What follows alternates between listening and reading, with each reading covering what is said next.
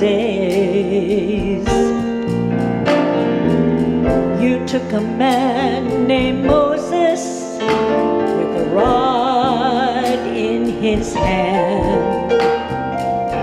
Told Moses, take the rod in your hand, stretch it forth and walk on dry land.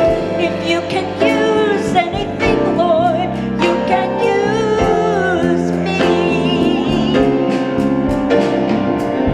If you can use anything, Lord, you can use me.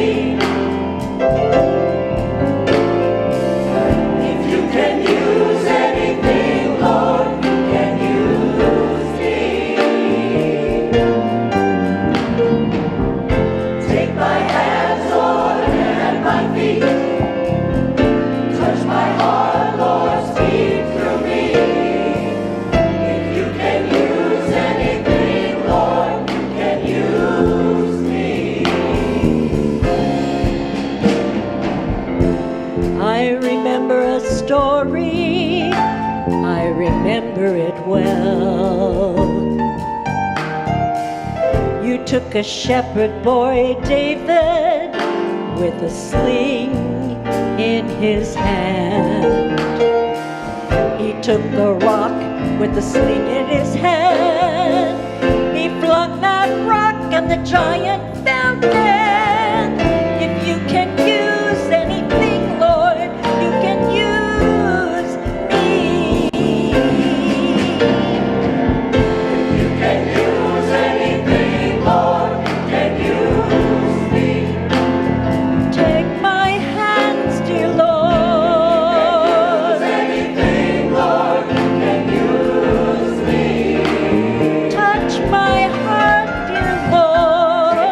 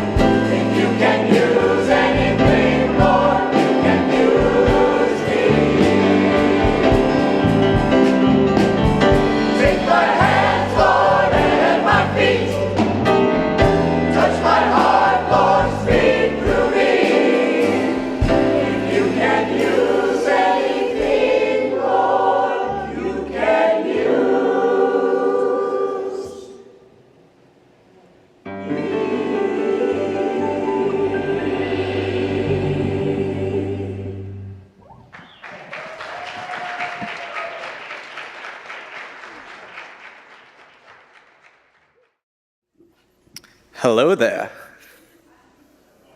It's a Star Wars reference. Yeah, okay. These are the verses you were looking for. Nothing? A reading from the Gospel of John. Hear what God's Spirit is saying to you. In the beginning was the Word, and the Word was with God, and the Word was God. He was in the beginning with God. All things came into being through him, and without him, not one thing came into being. What has come into being in him was life, and the life was the light of all people. The light shines in the darkness, and the darkness did not overtake it. Here ends the reading of words that give us insight on God. And as Yoda would say, to us, wisdom and courage for interpretation may God grant, yes.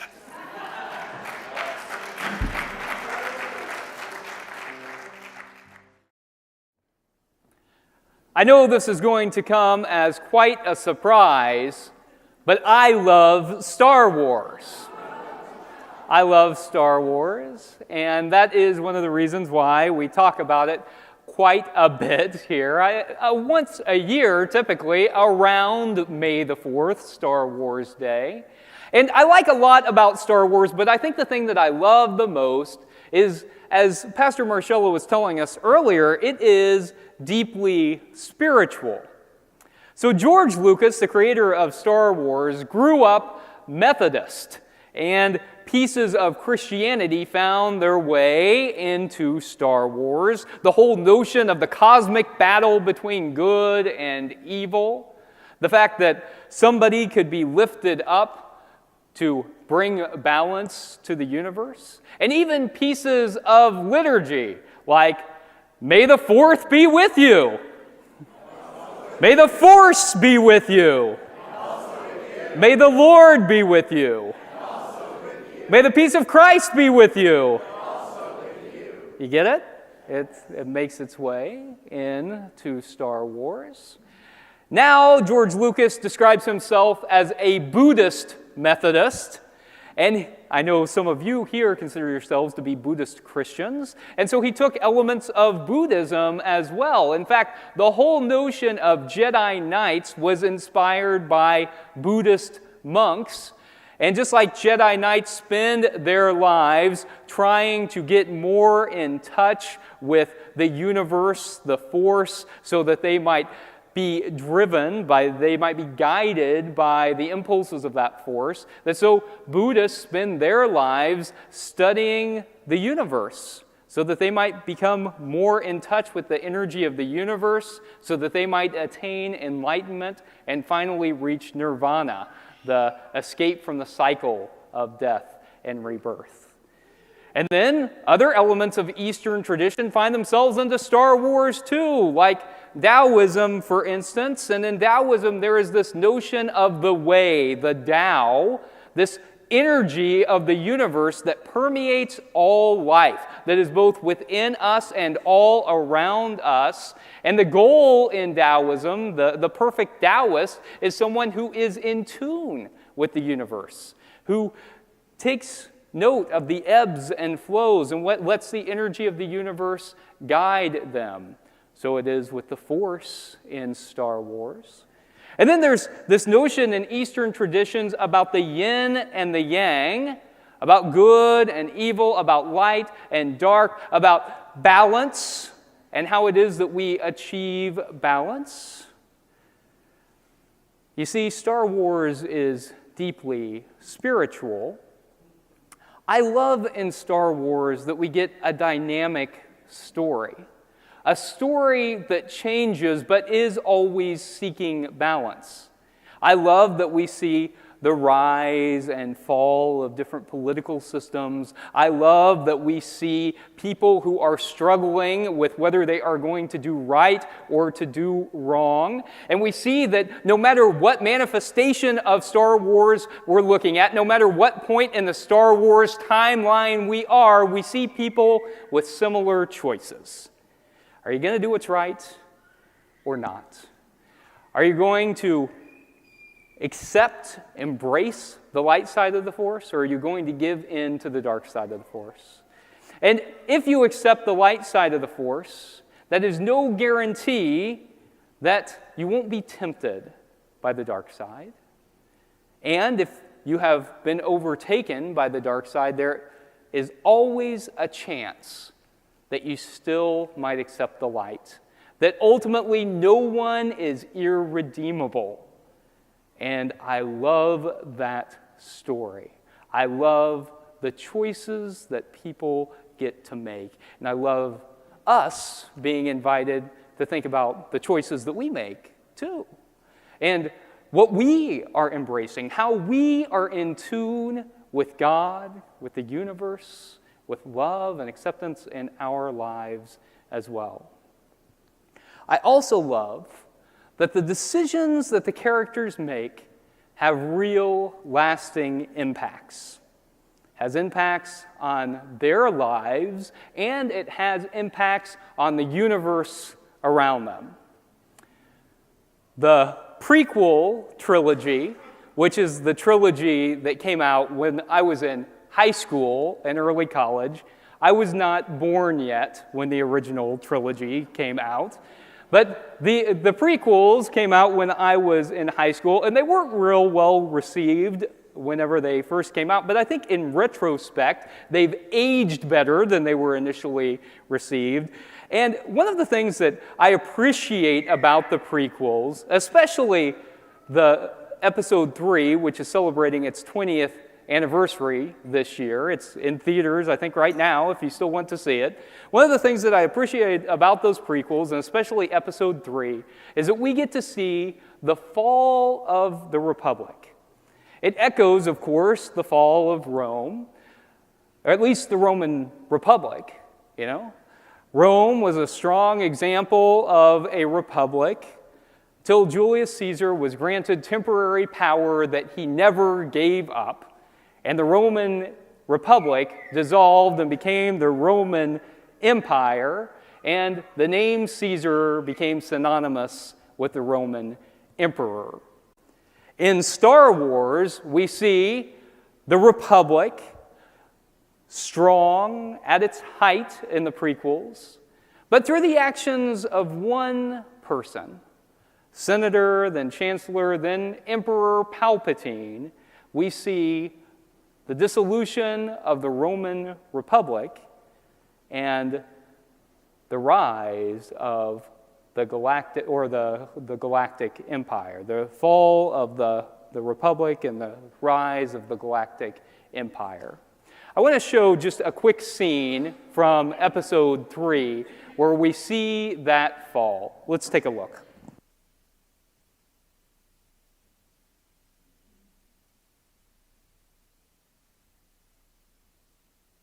So not this clip, but the next one. Force and become a Jedi like my father.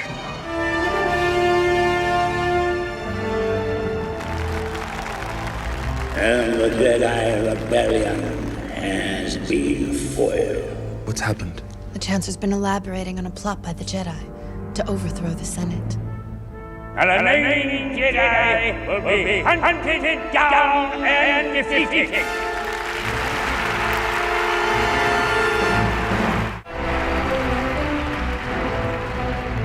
The attempt on my life has left me scarred and deformed. But I assure you, my resolve has never been stronger.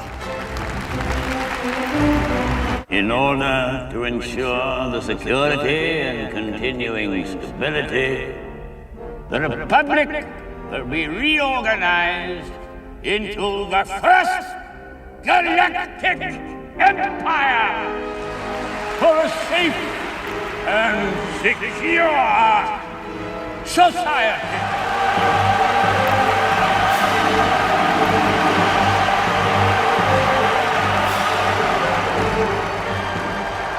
So this is how liberty dies, with thunderous applause.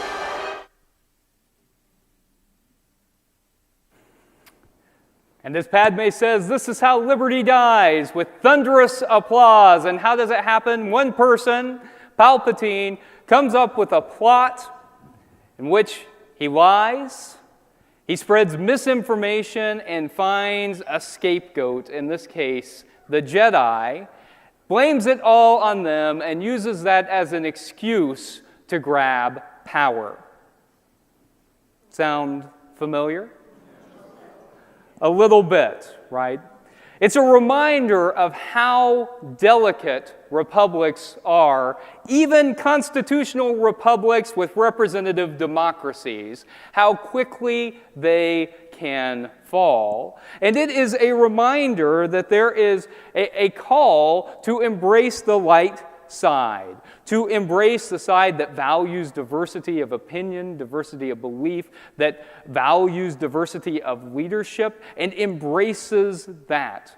It is a reminder that with the fragility of republics, that we all have an obligation to stand on behalf of those whose rights are being oppressed, whose rights are being taken away. And so in the United States today, as we see the possibility of a republic that is shaky at the moment, it is our obligation, our duty, to continue to fight for justice. You know, the story we hear throughout Star Wars is a story about a rebellion, about a people who fight for the rights of others. And I'm reminded of the rebellion that Jesus started. It wasn't a violent rebellion, but it was a non-violent rebellion in which he encouraged his followers to go out to fight non-violently against the Roman Empire by continuing to proclaim the principles of love, of compassion, and peace through the presence of justice. And so it is our call to do exactly the same, to go out and to be a part of the non-violent rebellion. And you all are doing that by going out to marches, by writing letters, by calling your representatives and senators and emailing and organizing together and coming here and being a part of this ship that we are working for the reign of God for together.